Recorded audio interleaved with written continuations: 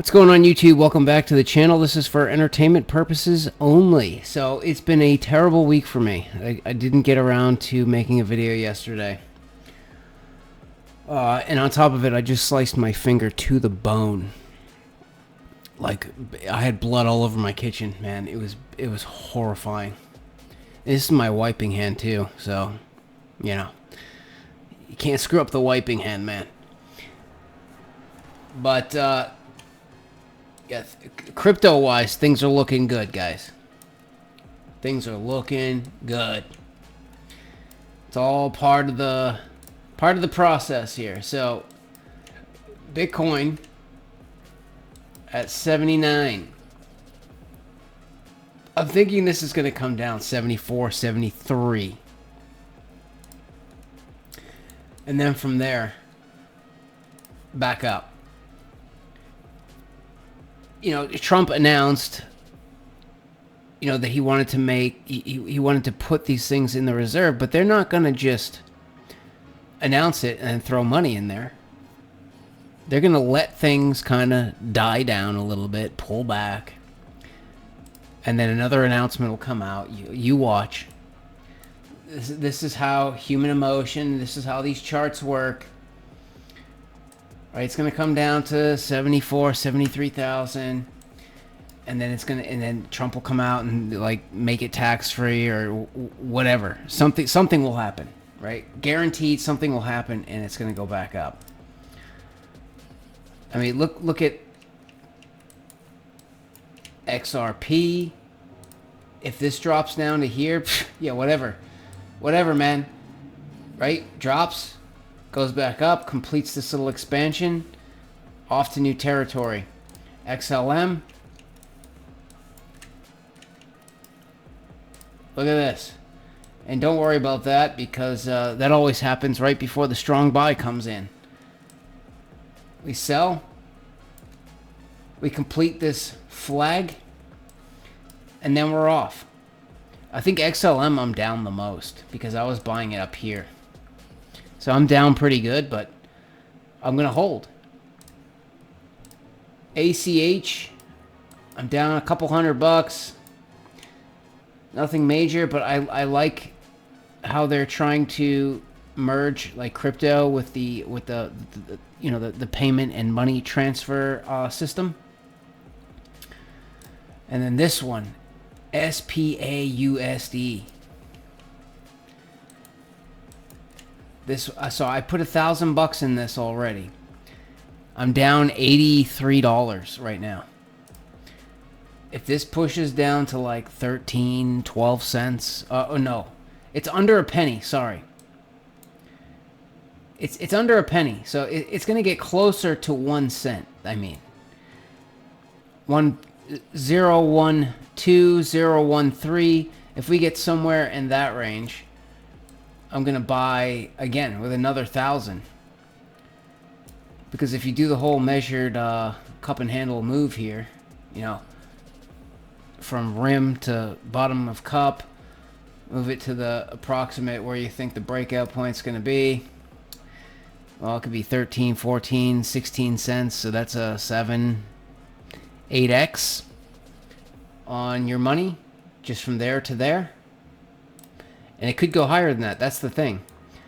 It could go a lot higher than that. And there's other charts that are giving me hints that it could go higher than that. Because if Trump does make, you know, crypto or U.S. crypto companies or whatever, you know, tax-free if you hold it for more than a year, because that's more than likely what it's going to be. It's not going to be like, oh, you can just willy-nilly trade and it's tax-free. He's going to want people to get in and stay, because especially if the United States government is buying it, they don't want people trading it and trying to, you know, take money.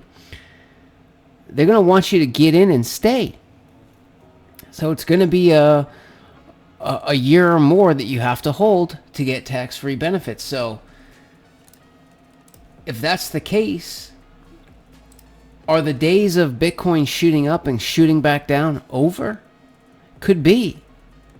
Could be. It could shoot up and then stay, consolidate, and keep going higher.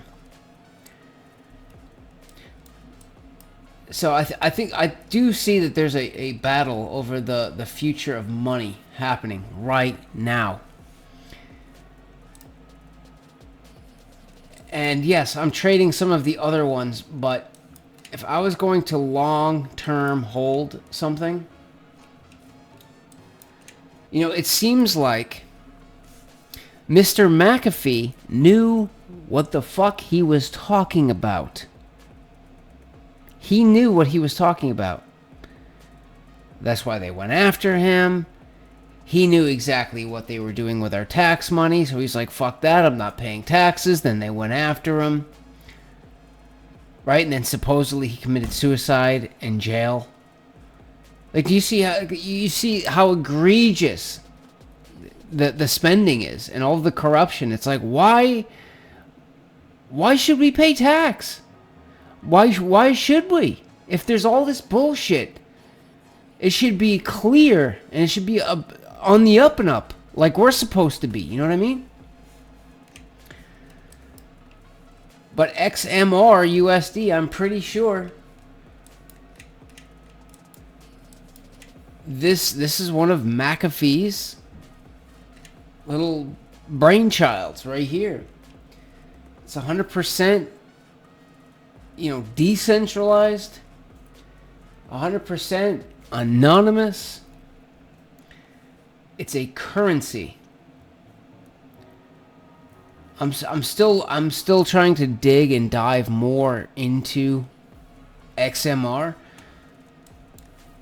But look at its price right now. If you look at all the charts that I've seen so far, this one looks extremely bullish. Extremely bullish. Look, it opened up, it dipped like they always do. It came screaming back up, made a new high. And now it looks like it's forming an ascending triangle. So, and it's already at what, $200 and something dollars? So let's pretend for a second, right, that this next big crypto bull run, XMR shoots all the way up to $465, right? Pretty much a 2x from where it is. But we're at the end of this little triangle pattern here. So this could like correct a little bit and then start to break through. And do you see, I mean, look at this zoomed out a little bit.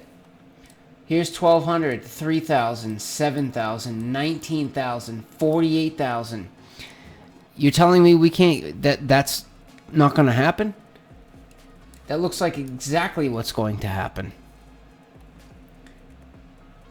We have move, consolidation, move. So I'd like to try to see. The thing is XMR, it's a lot harder to get. It's not on Coinbase. It's not on a lot of platforms, but I found it on Kraken. So I started a Kraken account, just so that potentially when we see, I don't believe, I'm going to look into it, but I don't believe if you exchange one coin for another coin, that's not a taxable event. It's only when you go back into the US dollar. So if we can trade some of these smaller ones that we think are going to 6, 7, 8x, and once they do that, we'll think about like not going back to the US dollar, but exchanging it back into XMR, a piece of it. I'm going to do a mixture of like pull some profits, keep some XRP on a wallet long term, and then potentially XMR. I'm still digging. There might be a different coin. I don't know. But yeah, I'm starting to build a case here of how I want to, kind of do things. Slowly. And then the forex market. I'm in a little bit of a problem right now, and to put it in short terms, I guess. I was tired of being stuck trading Euro USD, Aussie USD. I wanted the ability to just short the US dollar, not against another currency, by itself. I also wanted the ability to buy and sell gold and silver, copper, wheat, that kind of stuff, anything. And that's futures. I'm still going to be able to short the US dollar, just like I was doing in Forex, but I'm going to be doing it through the futures market, not the Forex market. And I don't have to do it against another currency. I can do it on its own. So I like that idea a lot better, because it gives me more options. You know what I mean? Because my main thing was to just short the US dollar. I don't really care about the Aussie and all of that stuff, because I'm paying attention to what's happening here in the United States, not Australia and Europe and in Britain. Like, that's too much. I'm trying to focus on what's happening here and make the best trades I think I should make, you know? So, yeah, Euro USD here. We bought it back here. I sold it here because it was hitting resistance. Then I saw this sharp move down and sweep the lows. I bought it there, and then it shot up. I made $750 off of $400 in margin. $400 is what I put into that trade, and we made $750 right there. I took profit so that I could close down my Forex account. I want it out. I'm tired of the Forex. Or just being stuck in that just currencies. I want to be able to trade other stuff. Because I was only trading like, you know, 1/3 of my account. The rest of it was just sitting there all the time. Because I didn't want to put it in anything else. But if I could put it in silver and gold or wheat, I'd be able to use a little bit more of my account. So I shut down Owanda, withdrew all of the money. The last time I did it, it took 2 days. It was in my account. 2 days, bang. It says 3 to 5, but it was 2 business days the last time I did it. So then I went down here to TradingView's panel. I'm like, okay, let's find a futures broker. I found NinjaTrader. I'm like, hey, that sounds cool. Signed up, did the whole thing. Right? Connected bank account, started the transfer. They waited until after I started my freaking bank transfer to tell me that I have to pay $20 a month for their data. I was like, I already pay TradingView $200 to $300 a year for data. I don't want your data. Why is it here? And then if you want to connect NinjaTrader to TradingView, you need a third-party software, which is another $10 or $15 a month. I'm like, no, dude. So I called. I was like, dude, screw that. I'm going to cancel that. I'm going to shut it down. So then I found Ironbeam. I tried setting up that, because that looks like it's seamlessly connectable to TradingView. I can keep all of my indicators. I can keep all of my shit. It's all here. There's no data charge, because it's on TradingView. So I tried to start an account with them, and I was going to call NinjaTrader, call them personally and say, don't pull the money from my account. Shut it down. Shut it down. Just cancel it. As soon as I called them, the second I actually got their ass on the line, the money got pulled from my account. So I was like, fuck. So I scrambled and transferred money from a different account, overnighted it to try to get that money there quick. And then I think Ironbeam tried to pull on the account, and the money wasn't there. So I think they deleted my account. Or they just canceled the application entirely. So, yeah, I don't have my money back from Owanda yet. My $1,700, 1750 that's in NinjaTrader is stuck there for 10 days. After 10 days, then I can withdraw it. And then Iron, it's like, I'm kind of stuck right now. You know what I mean? It's like a whole clusterfuck, man.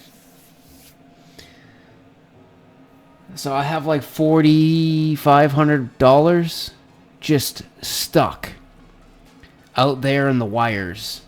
It's stuck in here, there, and everywhere, and I can't touch it. So I have to like wait, let things process. But my goal here is to shut down all of my other accounts and start a new account with Iron Beam. Futures trading. And if for whatever reason it doesn't work with them, I'll find a different one. But Iron Beam seemed to be like completely seamless with TradingView. That's all I'm looking for. I don't care what their platform looks like or any of that. I don't care. I just want to be able to connect it here. Just to give us a little more flexibility, you know what I mean? So yeah, anyways guys, that's kind of like what's going on here. And I'm also trying to keep some money on the side waiting for this next dip. So the signal to me, if I see Bitcoin hit 74 to 73,000, that is going to be the buy signal. That is going to be the buy signal for me. Once Bitcoin gets into that range, I'm going to go throw more money down on SPA USD.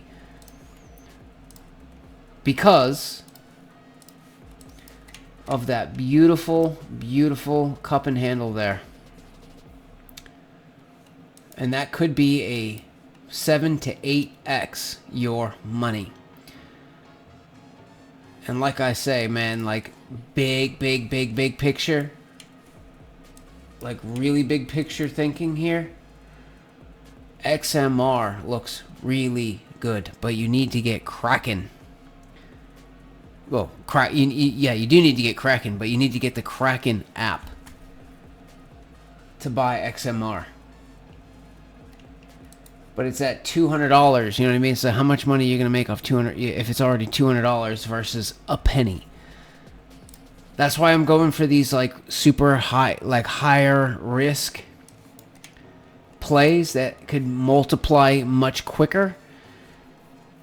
And then if that happens, or I should say when it happens, then maybe we can transfer and convert it into something that looks like bigger picture wise worth holding. XMR looks great, bigger picture. You know, XRP doesn't look too bad either. I mean, I would say any of these, XRP, XLM. I mean, these could be very good long-term holds, but you know, I want to try to take some profits off the table at certain spots, convert things into stuff that I believe in longer term. You know, especially with the really, really high risk ones, the ones that go up like boom, you know what I mean? So yeah, anyways guys, that's the plan right now. Yeah, I'll let you know as soon as I get my Iron Beam futures account up and running, and then we'll start looking into what we're gonna do. Make sure you subscribe, give me a thumbs up. See you later.